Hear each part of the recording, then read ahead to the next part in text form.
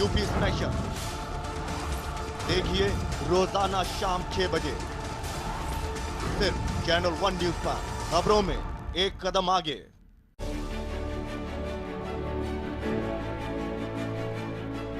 देश के हर राज्य की हर छोटी बड़ी खबरों का लेखा जोखा, खबर प्रदेश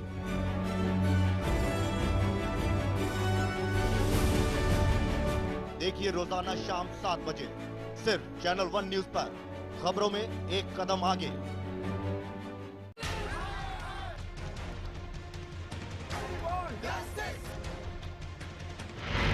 जब देश में हो बदलाव की बयान, जब कटघरे में हो सरकार, जब लोकतंत्र पर हो संकट और जनता मांगे अधिकार, तो करनी होगी देश की बात। देखिए रविवार शाम 7 बजे और रात 10:30 बजे सिर्फ चैनल 1 पर। देश की माया। ये है एक बहुत ही बड़ी पाठशाला। यहाँ किसी ने प्लास्टिक को मोड़ना सीखा तो किसी ने मशीनों को जोड़ना सीखा। जहाँ गांव के किसानों ने गुलाब उगाना सीखा, वहीं शहर की लड़कियों ने मेहंदी लगाना सीखा। वहाँ एक साधारण बंदा बना एक्सपर्ट इलेक्ट्रिशियन और एक आदिवासी की बेटी बनी बीपीओ ट्रेनी। एक एक कर वहाँ के लाखों युवाओं ने अपने पैरों पर खड़ा होना सीखा। अरे भाई, इतना सब कुछ पर कहाँ और कहाँ? गुजरात में केंद्र सरकार ने भी कहा है कि एम्प्लॉयमेंट एक्सचेंज के जरिए देश में सबसे ज्यादा 72% रोजगार देने वाला राज्य है गुजरात। भाई ऐसा तो क्या है गुजरात में?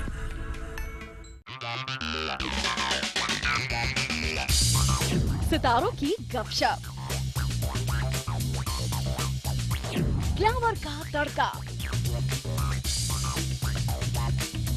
बॉक्स ऑफिस पर किसे मिली बम्पर ओपनिंग, तो किसका हुआ डब्बा गुल। बीट टाउन की दुनिया से एंटरटेनमेंट का फुल डोज। देखिए मूवी मिर्च मसाला सोमवार से शनिवार दोपहर 2:30 बजे सिर्फ चैनल 1 पर। राजनीति के बदलते चेहरे, सत्ता का नया समीकरण, भावनाओं की आंधी से लोकतंत्र में विश्वास ढूंढती जनता। खबरों की असल हकीकत पर जिम्मेदारी की साख।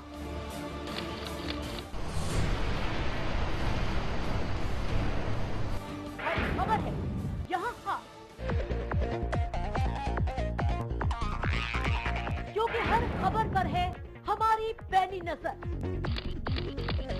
हम हैं चैनल 1 न्यूज, खबरों में एक कदम आगे।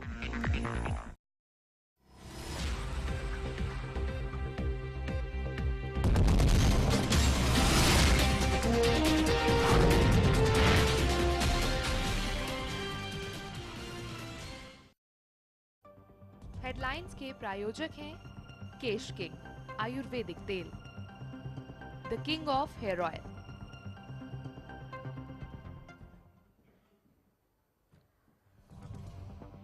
रास्ता रोको अभियान के दौरान एमएनएस सुप्रीमो को मुंबई पुलिस ने किया गिरफ्तार। राज ठाकरे समेत 5 विधायकों को लिया गया हिरासत में।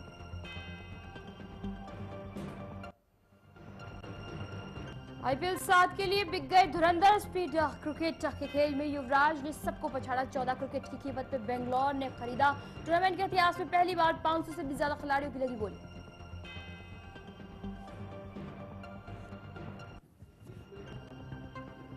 रेल मंत्री मल्लिकार्जुन खड़गे आज पेश करेंगे अंतरिम रेल बजट। किराया बढ़ाने के आसार नहीं, नई ट्रेनों की घोषणा संभव।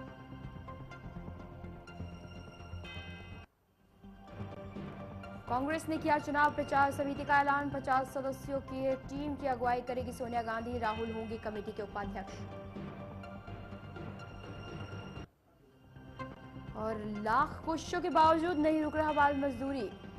ग्रहण जयपुर पुलिस ने चूड़ी फैक्ट्री में छापेमारी कराया है। 25 बाल मजदूरों को मुक्त, गुप्त सूचना के आधार पर की गई कार्रवाई।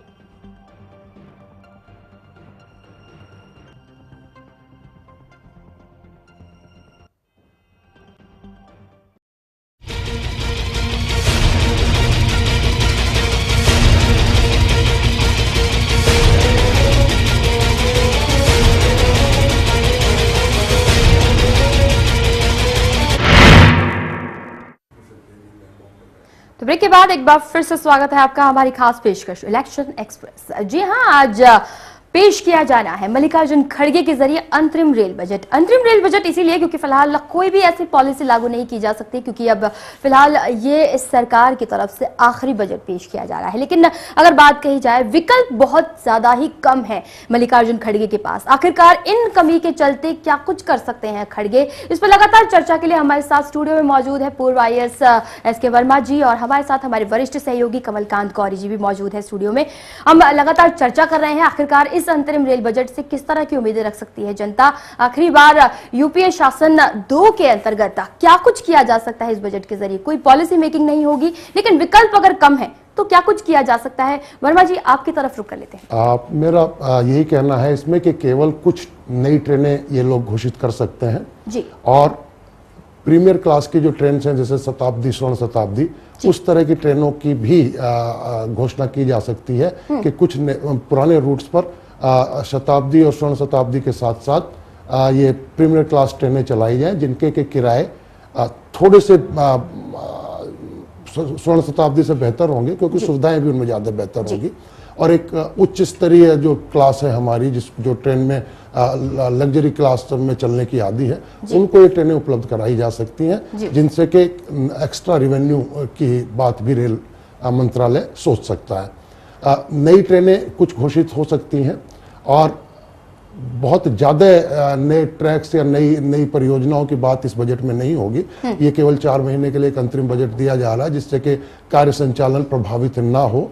और इलेक्शन क्योंकि नज़दीक आ रहे हैं, तो इसमें कोई भी ऐसा बर्डन रेल मंत्री नहीं डालना चाहेंगे जिससे कि पब्लिक इफेक्ट हो, चाहे वो माल भाड़े की वृद्धि की बात हो या रेल किराए की बात हो। हाँ, एफिशिएंसी को थोड़ा बढ़ाकर या रेल ट्रैक्स को और बेहतर यूज करके नई ट्रेनों के संचालन की बात रेल मंत्री जरूर कर सकते हैं। और दूसरे मैंने जो अभी पेपर में ही पढ़ा था, मुझे बहुत ज्यादा डिटेल्स के बारे में नहीं जानकारी है, लेकिन ये है कि कुछ नई ट्रेनें जो कि स्वर्ण शताब्दी से बेहतर सुविधाओं के साथ होंगी, और फास्ट ट्रेन होंगी, वो सुपरफास्ट टाइप की, उनको ये जरूर बड़े शहरों और दिल्ली की कनेक्टिविटी में दे सकते हैं, और उससे रेल एक फायदे, मुनाफे की तरफ एक कदम बढ़ा सकता है उस पर्टिकुलरली उस सेक्टर में। और उसी मुनाफे को सब्सिडी के रूप में शायद पास ऑन करेंगे अपनी जो सामान्य यात्री हैं उनके लिए। सब्सिडी अभी भी दी जा रही है, लेकिन घाटे की वजह से जो नई परियोजनाएं हमारी हैं वो एक तो समय से पूर्ण नहीं हो पा रही हैं, लेकिन नई परियोजनाओं की किसी घोषणा का मुझे आशा नहीं है कि कोई नई परियोजना की घोषणा हो। हाँ, जो परियोजनाएं चल रही हैं, चाहे वो कटरा वाली है या अन्य हिल्स वाले एरिया में ट्रेन के संचालन की बात है, वहाँ समय सीमा जरूर रेल बजट में लाई जा सकती है कि हम इनको अगले 6 माह में या 8 माह में पूरा कर लेंगे, और वो भी एक मैसेज देने की बात होगी। बिल्कुल, कहीं ना कहीं से संदेश के रूप में देखा जा सकता है। कमलकांत जी, आपकी तरफ रुक करते हैं। आखिरकार इतना ज्यादा कंफ्यूजन रहा है मल्लिकार्जुन खड़गे के लिए कि आखिरकार वो सोच विचार में थे किस तरह की परियोजनाओं को रखा जाए। अपने प्रदेश को हालांकि वो नहीं छोड़ेंगे, इस रेल बजट के जरिए अपने प्रदेश की तरफ भी रुक करेंगे वो, और कहीं ना कहीं उन्हें भी तोहफा देने की कोशिश करेंगे। लेकिन फिलहाल उन्होंने अभी अपने सचिव के तौर पर जो रेलवे बोर्ड के पूर्व अध्यक्ष रहे हैं विवेक सहाय, उन्हें रखा है अपने पास, ताकि वो अपने कंफ्यूजन को दूर कर सके। क्या माना जाएगा, किस तरह के कंफ्यूजन रहे होंगे मल्लिकार्जुन खड़गे के मस्तिष्क में? नहीं, देखिए, कोई कंफ्यूजन नहीं होगा जी, कोई कंफ्यूजन नहीं होना चाहिए जी, क्योंकि ये बहुत क्लियर है कि आप पॉलिसी डिसीजन कोई नहीं ले सकते हैं जी। अगर आप लेंगे तो ये काउंटर प्रोडक्टिव होगा, क्योंकि तुरंत अपोजिशन इसका विरोध करेगा जी, और तुरंत इस तरह के सवाल उठेंगे। और मुझे नहीं लगता है कि किसी भी पॉलिटिकल हित के लिए कोई पॉलिटिकल हित होने नहीं वाला इन चीज़ों से बहुत ज़्यादा, तो बहुत ज़्यादा आप कर भी नहीं पाएंगे। और कोई पॉलिटिकल ऐसी चीजें जब आप नॉर्म्स को तोड़ते हैं तो हमेशा काउंटर प्रोडक्टिव ही प्रूव होती हैं कि देखिए आप क्या कर रहे हैं, आप नॉर्म्स को तोड़ रहे हैं। तो मुझे नहीं लगता कोई कंफ्यूजन होना चाहिए। हल्की फुल्की जो बातें हैं, देखिए एफिशिएंसी बढ़ाने को कोई विरोध नहीं करेगा कि आप एफिशिएंसी बढ़ाइए, या कुछ ट्रेन्स जो डब्बे बनते रहते हैं, वैगन्स बनती रहती हैं, उनको आपको जोड़ना है तो जोड़ते रहिए। लेकिन अगर आप ट्रेन्स वगैरह की बहुत ज्यादा घोषणाएं करेंगे उसमें, तो it will prove counter productive and there should be no confusion. उस तरह से किसी तरह का कंफ्यूजन की कोई गुंजाइश मुझे नहीं लगती है। हल्का फुल्का वो करेंगे तो कर लेंगे। ऐसा बहुत कुछ बचा भी नहीं है अभी रेलवे के पास कि वो कोई ऐसी चीजों की घोषणा कर दे जिससे पब्लिक का मूड एकदम से बदल जाए। तो ऐसा हो नहीं सकता है। और अगर ऐसा होगा तो वोट ऑन अकाउंट में सरकार को प्रॉब्लम आएगी, क्योंकि वोट ऑन अकाउंट जो है वो सोमवार को पेश होना है। अपोजिशन जो है, विपक्ष इसको बड़ा मुद्दा बनाएगा। रेल बजट आखिरकार वोट ऑन अकाउंट का एक की झलकी होती है। तो वो जो झलकी है, वो जो झलक है, अगर वो ऐसी कोई नॉर्म्स को तोड़ती हुई या एस्टेब्लिश्ड जो तय मान्यताएं हैं उनको तोड़ती हुई नजर आएगी, तो सरकार के लिए दिक्कत ही उसमें ज्यादा होती है। और बहुत आप लास्ट मोमेंट पे मैं स्वयं ये मानता हूं, मेरा निजी ये राय है कि आप सरकार जो वोट हासिल करती है वो एक पूरे प्रिसेप्शन पर सरकार को वोट मिलता है और वो लंबे समय के दौरान फॉर्म होता है, खास तौर से सरकार के पिछले 2-2.5 साल के दौरान। तो आप उसको आखिरी के 1 महीने 2 महीने में तोड़ नहीं सकते उस परसेप्शन को कि आपने कोई एक घोषणा कर दी और वो टूट जाएगा। और ना ही मुझे लगता है सरकार को इसमें कोई संदेह है, इसलिए मैं ये कोई अपेक्षा नहीं करता। लॉन्ग टर्म इम्पैक्ट की अगर बात कर ली जाए कमलकांत जी, जिस तरह से लगातार अब राहुल गांधी सामने आने लगे हैं, और कल के दिन की अगर बात कर ली जाए तो नई दिल्ली रेलवे स्टेशन पर पहुंचे थे, कुलियों से बातचीत कर रहे थे, लगातार उनकी मन की सुन रहे थे और अपनी मन की बता रहे थे। हालांकि ऐसा मौका नहीं है, इससे पहले वो अभी कुछ ही वक्त पहले पहुंचे थे ओडिशा, वहां पर आदिवासियों से, महिलाओं से बातचीत कर रहे थे। अगर लॉन्ग टर्म इम्पैक्ट की ही बात कर ली जाए तो जिस तरह से तमाम चीजें देखने को मिली है, यूपीए पर लगातार भ्रष्टाचार के आरोप लगते रहे हैं, क्या ये माना जाए कि जो तमाम तरह से पॉलिसीज बनाने की बात हो, या फिर अगर अभी कुछ वक्त पहले सब्सिडी सिलेंडर्स की बात कर ली जाए, 9 से 12 करने की बात कर ली जाए, इसके बाद अगर किसी भी तरह की पॉलिसी मेकिंग भी होती है, अगर किया भी जाता है इस बजट के जरिए, तो क्या इसका इम्पैक्ट नजर आएगा, क्या इफेक्ट हो सकता है जनता पर? देखिए, मुझे नहीं लगता है। मैंने बताया आपको, अभी मैंने अपनी राय दी कि 2-2.5 साल के दौरान एक परसेप्शन फॉर्म होती है, वो लास्ट मोमेंट पे नहीं टूटती है। लास्ट मोमेंट पे आप कुछ भी करते रहिए।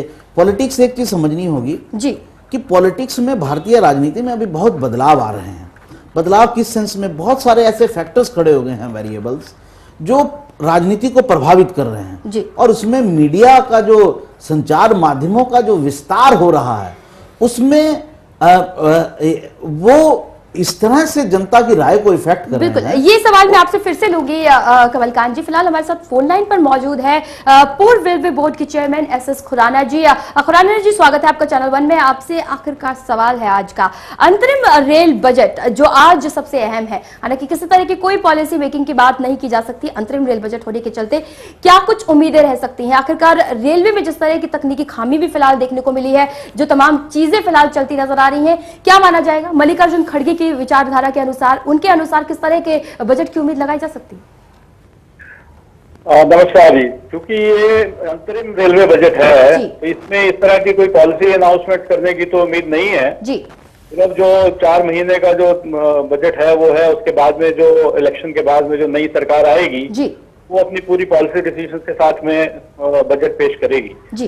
तो इसमें मुझे पूरा विश्वास है कि रेल मंत्री जी एक बहुत ही अच्छा रेल बजट प्रस्तुत करेंगे अपने इस पीरियड के लिए, जिसमें कि जनता की जो अपेक्षाएं हैं उनको पूरा किया जाए जी। जनता की अपेक्षाएं अभी बहुत ज्यादा तो नहीं होती हैं, वो यही चाहते हैं कि ट्रेनें समय पे चलें, उसमें खाने पीने की अच्छी व्यवस्था हो, अंदर साफ सफाई हो, स्टेशन साफ सुथरे हो, ये बेसिक चीजें हैं। जो लिनन है वो अच्छी होनी चाहिए, जो तकिए मिलते हैं वो अच्छे होने चाहिए, और उनका अच्छा बिहेवियर होना चाहिए स्टाफ का। और ये तो ऐसी चीजें हैं जो कि कोई पॉलिसी डिसीजन नहीं है, इनको बड़े अच्छे से इन्फोर्स किया जा सकता है। बिल्कुल, लेकिन खुराना जी जिस तरह से तमाम चीजें देखने को मिलती रही हैं, फिलहाल अगर बात कही जाए रेलवे की, रेलवे को घाटा भी सहना पड़ रहा है और 3000 करोड़ के घाटे में चल भी रही है। जिस तरह से बजट तय किया गया था 5000 करोड़ का, उसके बाद अब फिलहाल जो घाटा देखने को मिल रहा है, क्या माना जाएगा? मैं बेशक से 3 से 4 महीनों के लिए ये बजट माना जा सकता है, क्योंकि अब जब नई लोकसभा होगी, नई सरकार आएगी, उसके अनुसार वो अपने अनुसार काम करना चाहेगी। फिलहाल की अगर स्थिति को देखा जाए, किस तरह से काबू में किया जाएगा महज कुछ वक्त के लिए? जहां तक ये घाटे का संबंध है, तो इसमें ऐसा है कि रेलवे को बड़ी क्रॉस सब्सिडाइज करना पड़ता है। जो पैसेंजर ट्रैफिक है उसकी जो किराए हैं वो बहुत कम है। दुनिया के सभी देशों में के मुकाबले में बड़े जो जापान है, चाइना है और भी जो देश हैं उनके मुकाबले में हमारे यहाँ पैसेंजर ट्रेनों के किराए बहुत कम है। उसकी वजह से रेलवे को घाटे का सामना करना पड़ता है। हालांकि इस वर्ष कुछ अभी किया गया है, तय किया गया है कि जो किराए हैं वो फ्यूल उसकी जो प्राइस बढ़ती है उससे लिंक किए जाए और धीरे धीरे करके जब किराए बढ़ाए जाएंगे और क्रॉस सब्सिडी की आवश्यकता नहीं पड़ेगी, अब हम ये आशा करते हैं कि रेलवे जो है अपने उसमें फायदे में चलने लगेगी और सभी सुविधाओं का भी ख्याल रखा जा सके। बिल्कुल, सुख सुविधाओं की बेशक से जनता के लिए बात की जा रही है, लेकिन खुराना जी एक बहुत महत्वपूर्ण जो चीज रेलवे के बारे में देखने को मिली है, अगर कुछ आंकड़ों पर नजर डाली जाए तो जिस तरह से दुर्घटनाएं देखने को मिलती हैं रेलवे की तरफ से, रेलवे के अंतर्गत अगर मैनुअली या फिर टेक्निकली जो तमाम तरह की दुर्घटनाएं, इस पर काबू पाने के लिए क्या किसी तरह की और घोषणा कर सकते हैं वो, या फिर किसी और ऐसी बात को रख सकते हैं जिससे कि इन तमाम चीजों पर काबू पाए जा सकते हैं, या फिर मॉडर्नाइजेशन को लेकर कुछ कहा जाए उनकी तरफ से? रेलवे की मॉडर्नाइजेशन लगातार हो रही है और जो दुर्घटनाएं हैं उनमें भी कमी आई है। अगर उनको आंकड़ों को अगर आप देखें, ईयर ऑन ईयर दुर्घटनाएं कम हुई हैं और इसकी जो मॉडर्नाइजेशन है उसको भी किया जा रहा है, परंतु उसके लिए फंड्स की आवश्यकता होती है। जैसा कि आपने बताया, तो हर चीज के लिए जो फंड्स हैं और अर्निंग्स हैं वो तो बढ़नी चाहिए जी। नए जो कई सारे प्रोजेक्ट्स हैं, जैसे कि सिग्नलिंग के नए प्रोजेक्ट्स हैं, एंटी कोलिजन डिवाइस है जी, और जो ऑटोमेटिक ट्रेन कंट्रोल सिस्टम है, ये सब लगाए जा रहे हैं। और क्योंकि रेलवे का नेटवर्क इतना बड़ा है, पूरे नेटवर्क में ये लगाने के लिए कुछ समय चाहिए और उसके लिए पैसे की भी आवश्यकता होती है। बिल्कुल, तमाम चीजों के अंतर्गत जहां सबसे ज्यादा अहम है वो है राजस्व, वो है जो जिसकी वजह से काम किया जाता है, जिसके लिए काम किया जाता है। पैसा अगर यहाँ पर नहीं है और अगर जिस तरह घाटा चल रहा है, इन तमाम चीजों के अंतर्गत मल्लिकार्जुन खड़गे रेल मंत्री किस तरह के विचार रखते होंगे? आखिरकार तो तमाम चीजें नजर आ रही हैं। फिलहाल हम सीधे चल लेते हैं कमलकांत जी की तरफ। कमलकांत जी, अगर इन्हीं चीजों को मद्देनजर रखा जाए, इन्हीं चीजों को अगर देखा जाए कि फिलहाल कुछ ही महज कुछ महीनों के लिए इस चीज को पेश किया जा रहा है, इस बजट को पेश किया जा रहा है, किस तरह की स्थिति बनती नजर आएगी? देखिए, मैं यहाँ पर जो खुराना जी ने अभी उसकी क्रॉस सब्सिडी की बात की, मुझे एक चीज़ लगती है जो मैं निजी रूप से मानता हूँ कि क्रॉस सब्सिडी की बहुत आवश्यकता नहीं है। ये हमारे पास रेलवे के पास मात्र 4 किस्म की जो चीज़ें हैं वो हैं, 4 कहिए 5 कहिए। एक तो ये है कि जो पैसेंजर ट्रेन्स होती हैं लोअर मिडिल क्लास के लिए जी, एक वो हैं, एक हाई एंड, एक जनरल स्लीपर्स होते हैं और एक हाई एंड पार्ट है पैसेंजर्स का। उसी तरह से जो माल की ढुलाई होती है उसमें कुछ एसेंशियल आइटम है जो कैटेगरी में आ जानी चाहिए और कुछ नॉन एसेंशियल में। मुझे लगता है कि सब्सिडी किसी को नहीं मिलनी चाहिए, लेकिन जो बिल्कुल लोअर मिडिल क्लास जिसको इफेक्टेड होती है उससे आप कॉस्ट टू कॉस्ट लीजिए। जो मिडिल एक वर्ग है जो स्लीपर क्लास है उससे 10% इस तरह का कोई भी पैमाना बनाया जा सकता है, कम प्रॉफिट पर उसको चलाइए। और जो हायर एंड है एयर फेयर्स को ध्यान में रखते हुए उससे ज्यादा प्रॉफिट लिया जाना चाहिए जी। उसी तरह से माल किराए में भी आप जो एसेंशियल आइटम है उनसे अपनी पूरी कॉस्ट लीजिए और जो नॉन एसेंशियल कैटेगरी में है उनसे प्रॉफिट लीजिए। तो ये जितनी क्रॉस सब्सिडी की चीजें हैं, पब्लिक इसको पे करने में, चाहे वो लोअर क्लास हो चाहे कोई हो, इसको माइंड नहीं करता है। प्रॉब्लम यह है कि हम उसको ठीक से कर नहीं पा रहे हैं। ज्यादा दी जाती है, नहीं, सुविधाएं की बात नहीं है, सुविधाएं अलग हैं। सुविधाओं के लिए भी आप देखिए ट्रेन में जो मेरे हिसाब से जो कॉन्ट्रैक्ट्स दिए जाते हैं, कितना बड़ा एम्प्लॉयमेंट जनरेटर्स हो सकता है रेलवे। जो कॉन्ट्रैक्ट दिए जाते हैं वो एक ठेकेदार को दे दिया जाता है। इस पर लगातार चर्चा करते रहेंगे कमलकांत जी, और हमारे साथ एस के वर्मा जी भी हैं, उनसे भी चर्चा करेंगे, लेकिन फिलहाल हम एक छोटे से ब्रेक के लिए रुक रहे हैं।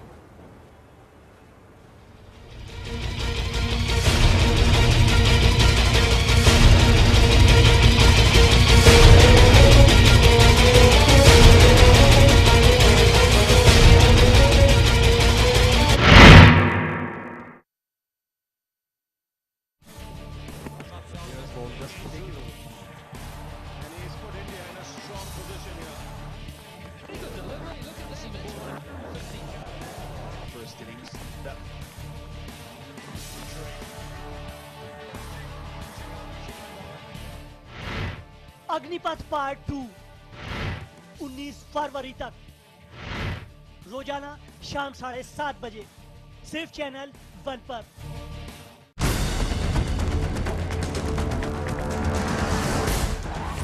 यूपी के 75 जिलों का पूरा हाल,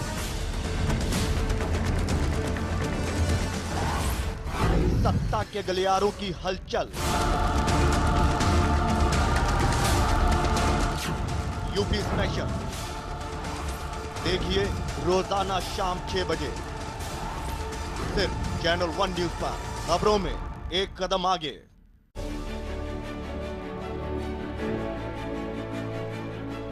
देश के हर राज्य की हर छोटी बड़ी खबरों का लेखा जोखा, खबर प्रदेश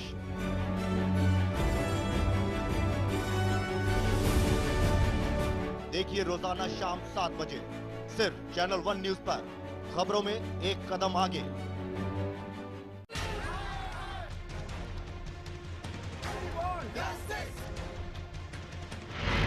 जब देश में हो बदलाव की बयान, जब कटघरे में हो सरकार, जब लोकतंत्र पर हो संकट और जनता मांगे अधिकार, तो करनी होगी देश की बात।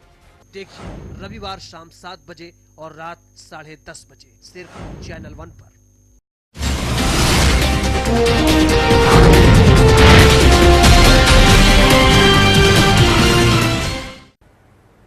तो ब्रेक के बाद स्वागत है आपका चैनल 1 न्यूज में। और फिलहाल हम बात कर लेते हैं अब राज ठाकरे के हिरासत में लेने की। जी हाँ, महाराष्ट्र में जिस तरह से दबंगई एमएनएस की देखने को मिली है और अभियान चलाया जा रहा था राज ठाकरे के जरिए, रास्ता रोको अभियान, उसने एक प्रचंड रूप अख्तियार किया, क्योंकि रास्ता रोको अभियान जिस तरह लेकर चले थे और इसी को लेकर उनके कार्यकर्ता उनके साथ थे, आह्वान किया गया था आज राज्य में टोल प्लाजा के खिलाफ रास्ता रोको अभियान का, जिसे शुरू किया गया और उसे बीच में ही रोक दिया गया। आपको बता दें कि इसके बाद मनसे प्रमुख राज ठाकरे को पुलिस ने हिरासत में ले लिया है। पुलिस ने राज ठाकरे को अभियान में भाग ना लेने के लिए चेतावनी भी दी थी और इसके बावजूद यह अभियान शुरू भी हुआ। ठाकरे के खिलाफ कुछ दिन पहले ही अलग अलग राजमार्गों पर स्थित टोल नाकों पर तोड़फोड़ के लिए पार्टी कार्यकर्ताओं को भड़काने के कई मामले भी दर्ज किए गए थे उनके खिलाफ। और फिलहाल अब वाशी टोल नाका जब जा रहे थे राज ठाकरे अपने कार्यकर्ताओं का नेतृत्व करते हुए, उन्हें बीच में ही चेंबूर पर हिरासत में ले लिया गया।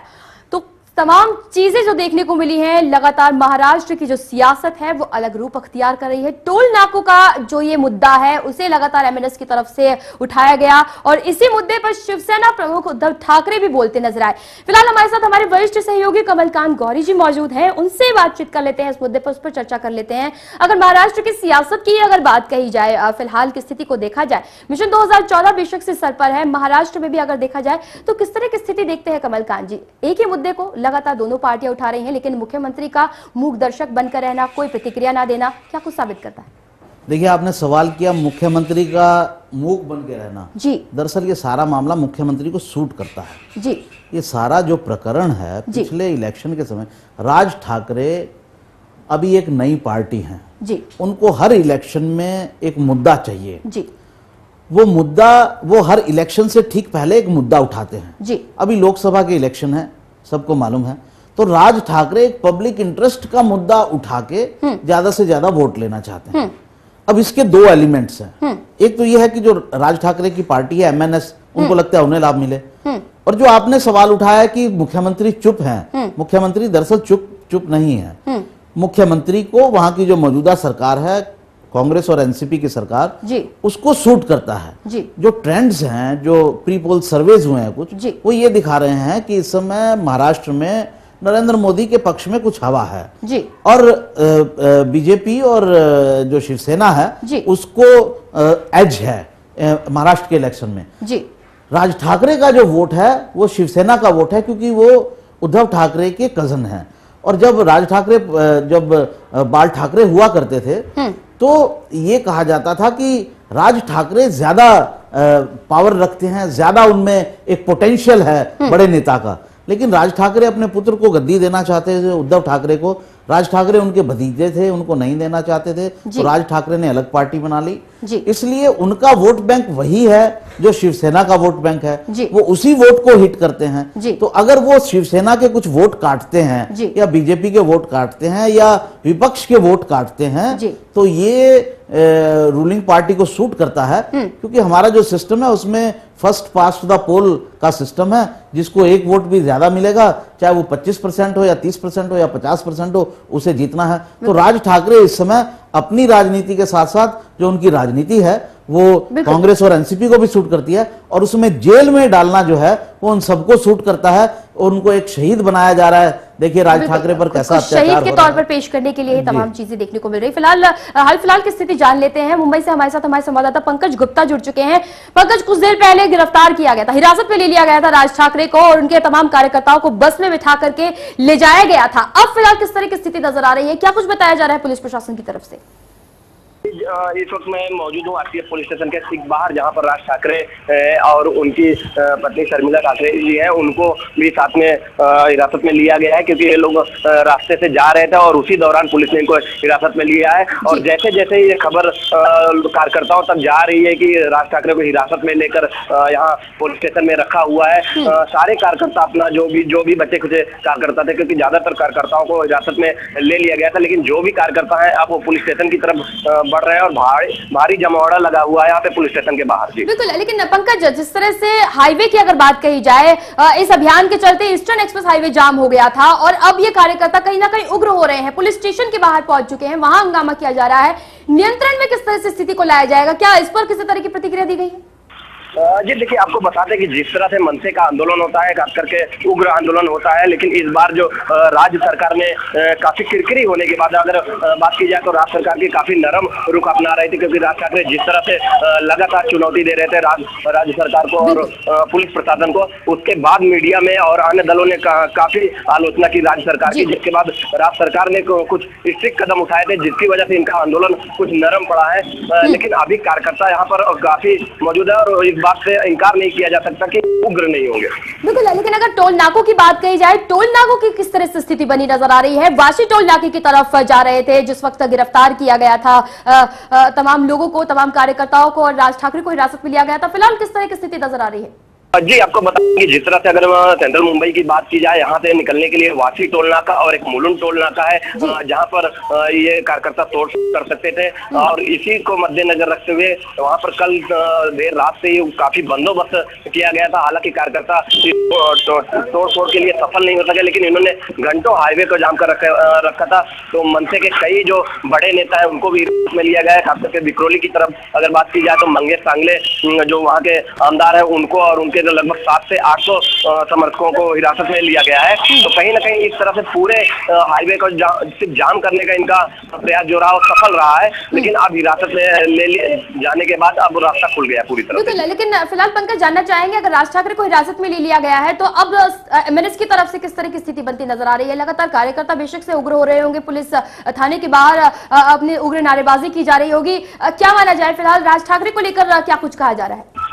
जी बिल्कुल, देखिए अभी राज ठाकरे को यहाँ पर रखा गया है और उनको वहाँ पर बिठाया गया है, लेकिन कार्यकर्ताओं को जैसे जैसे पता चल रहा है कि राज ठाकरे को हिरासत में ले लिया गया, सारे कार्यकर्ता जो अन्य जगहों से थे वो अपने आंदोलन छोड़कर यहाँ पर पुलिस स्टेशन की तरफ आ रहे हैं। तो जाहिर सी बात है यहाँ पे पुलिस बंदोबस्त भी बढ़ाया जा रहा है, और जो भी पुलिस के बड़े अधिकारी थे वो भी इस तरफ के लिए मूव हो चुके हैं। और आपको बता दें कि इस तरफ आने वाले रास्तों को खास करके अगर मनसे के कार्यकर्ता, पुलिस को ऐसा समझ में आ रहा है कि मनसे के कार्यकर्ता है और पुलिस स्टेशन की तरफ जा रहे हैं, तो उनको रास्ते से उनको पुलिस के गाड़ियों में बिठा लिया जा रहा है और कोशिश की जा रही है कि पुलिस स्टेशन तक इनको पहुंचने न दिया जाए। और बात करें तो उग्र की, लेकिन जिस तरह से राज ठाकरे ने शायद एक संदेशा भेजा है, अभी ऐसे बता रहे कि कार्यकर्ता संयम बरते, कोई भी उग्र रूप न धारण करे। जी बिल्कुल पंकज, साफ तौर पे कहा जा सकता है जो तमाम तरह स्थिति बनती नजर आ रही है महाराष्ट्र में, कहीं ना कहीं अब राज ठाकरे अपनी एक सियासत खेल रहे हैं, और इसी के अंतर्गत माना यह जा रहा है कि जनता से जुड़ने का एक अलग मुद्दा उठाया जा रहा है। फिलहाल उन्हें हिरासत में लिया गया। बहुत बहुत शुक्रिया पंकज तमाम बातचीत के लिए।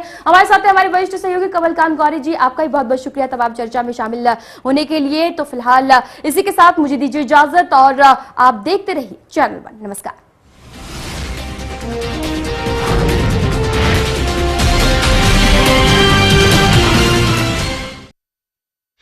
देश की माया नगरी मुंबई।